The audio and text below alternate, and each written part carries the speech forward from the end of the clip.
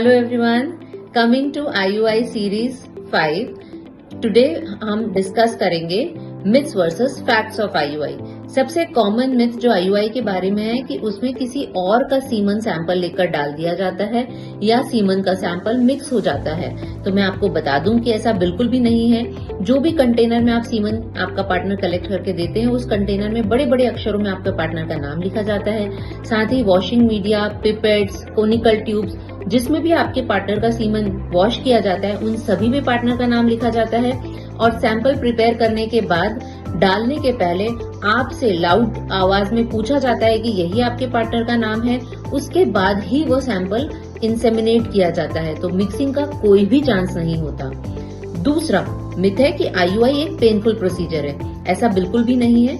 बहुत पतली नीडल के माध्यम से सीमन सैंपल को बच्चेदानी के अंदर डाला जाता है, जिसमें बिल्कुल भी पेन नहीं होता। तीसरा, IUI के लिए पूरा दिन वेस्ट हो जाता है, ये टाइम कंज्यूमिंग प्रोसीजर है। ऐसा बिल्कुल भी नहीं है। IUI जैसे ही प्लान करते हैं, उस वक्त जब आप एंटर करते हैं तो टोटल 3 to 4 आवर्स में आप फ्री होकर पूरी तरह से जा सकते हैं।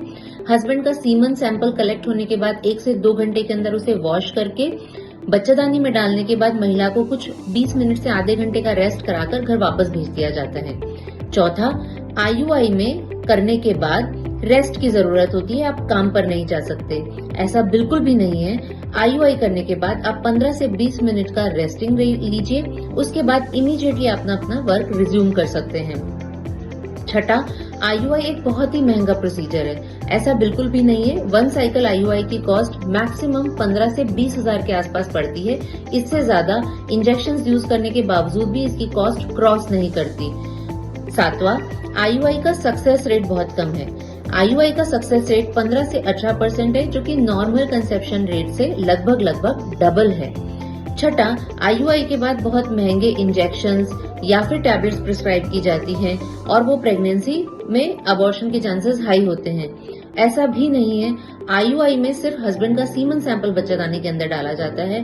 बाकी एग स्पर्म सिलेक्शन की प्रोसीजर, एग और स्पर्म मीटिंग, एम्ब्रियो बनना और इम्प्लांटेशन की प्रोसीजर आपकी बॉडी के अंदर ही हो रही होती है, जो कि नेचुरल प्रेगनेंसी जैसी होती है। सातवां, सिंगल वुमेन का IUI नहीं किया जा सकता। जी हाँ, ये बात सच है कि IUI के लिए मैरिज सर्टिफिकेट की जरूरत होती है, लेकिन अगर सिंगल वुमेन जो कि अनमैरिड है और वो प्रेगनेंसी प्लान करना चाहती है, तो वो डोनर सैंपल लेकर, आजकल बहुत सारी बैंक्स हैं जहाँ पे अननोन डोनर्स के सैंपल मिल जाते हैं और उनके थ्रू IUI करवाकर प्रेगनेंसी प्लान कर सकती हैं। अब इंडियन लॉ ने इसको अलाउ किया है। सातवां, जो लिव इन कपल्स हैं, जो कि मैरिज जिनके पास सर्टिफिकेट नहीं है, उनकी शादी नहीं हुई है और वो अपने पार्टनर के साथ प्रेगनेंसी प्लान करना चाहते हैं, तो क्या करें? उस केस में अगर पार्टनर डोनर लैब में जाकर, डोनर सीमन जो बैंक है उसमें जाकर अपना सैंपल डोनेट करते हैं, वो उसको पूरी तरह से स्क्रीन करते हैं और उसके बाद महिला वो सेम सैंपल IUI के लिए इस्तेमाल करना चाहती हैं, तो वो कर सकती हैं।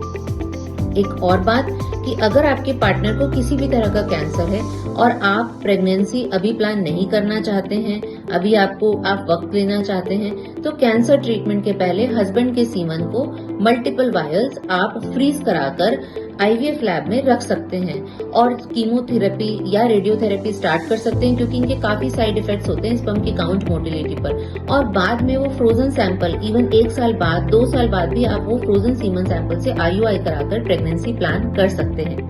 Thank you so much.